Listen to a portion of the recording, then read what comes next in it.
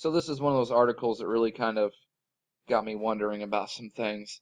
And it talks about some stuff we've talked about before, like Stonehenge and what have you. So I just wanted to kind of talk about it real quick. And we're all tied to this stuff, as above, so below, inside, outside, because our soul, soul, is connected to these solstices that occur every year. I think, anyway. So summer solstice 2016. Why do we celebrate the longest day of the year? And what is the strawberry moon? This year's solstice coincides with the strawberry moon, a once-in-a-lifetime occurrence. Big deal to these guys, I'm sure. This fake Jew, Saturn, scum, Jesuit order, and for us, to be honest, because the summer solstice is the longest day of the year, a day falling around late June when there are approximately 17 hours of light. So there's that much extra energy that day for all of us to take advantage.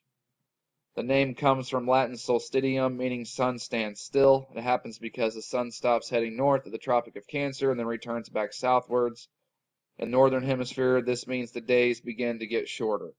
But 2016 is a special year because the solstice coincides with the strawberry moon, a once-in-a-lifetime occurrence.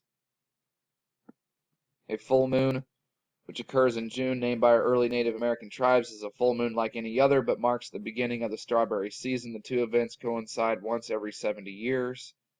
Let's see, we're going to skip this part here. But why is the summer solstice significant? The summer solstice is a special day for many as it means the start of the summer.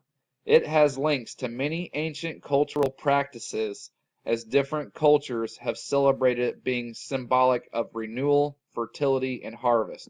See, that's the important stuff right there. People think just because they don't believe in this stuff that it doesn't exist. That all their favorite celebrities or politicians or whatever, those guys, they're all part of the same club that all practice this stuff and do weird little ritual things.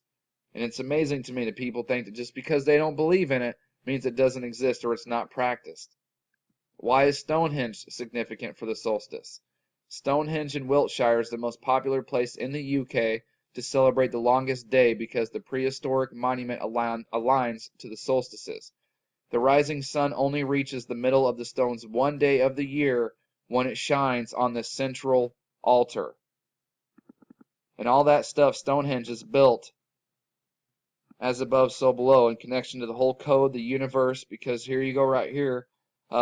Some of the rocks represent Mars and Jupiter. The big one, the Great Trilithon, or however they say it, represented Saturn because Saturn moves very slowly across the sky to compare to the four planets. The stately pace may have been indicated the people who actually built Stonehenge that Saturn held some sort of senior position in the heavens. So it's all built around the code and the universe and Saturn and planets and as above, so below. How to celebrate the summer solstice. Every year, hundreds of pagans and non-pagans congregate at Stonehenge to see the sun rise in the morning and welcome in the summer. Some pagans and druids perform a fire ritual to celebrate the occasion. This involves people with unlit candles forming a circle around a large central candle and lighting theirs off one at a time. So it's a big deal.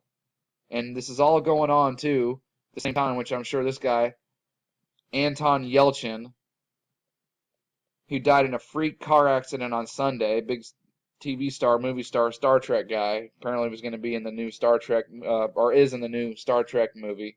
So I'm sure that's somehow connected. Can't prove it, and he died at 27. So there's your 9, which is the moon on the Kabbalistic tree of life. So when they talk about this stuff like this right here, especially, the rising sun only reaches the middle of the stones one day of the year, and when it shines on the central altar, and you got all these people that go there and gather, and it just makes you think and wonder of what kind of stuff has gone on inside that circle. It just makes me think when they talk about when the sun shines one day a year on the central altar. I can just only imagine. I don't know, like that movie Apocalypto comes to mind. I don't know if you've seen it, but it's all about, I think it's the Mayans or the Aztecs or one of those. It's the fall. It's basically the fall of their civilization and what have you. But they're at the top of some huge pyramid, literally gutting some guy alive. And I just can't help but think and wonder if stuff like that has happened a bunch right there at that central altar and in that little area altogether. all sorts of, I'm sure, blood sugar, sex, magic rituals, as the Red Hot Chili Peppers would say. So, I don't know, it just kind of blows my mind because I think there's been some crazy things that have happened at that area. It's on a ley line too, man. I just can't make it up. So, I don't know, I just wanted to share it. Thanks to everybody for watching. Links will be below. Thank you to my subscribers.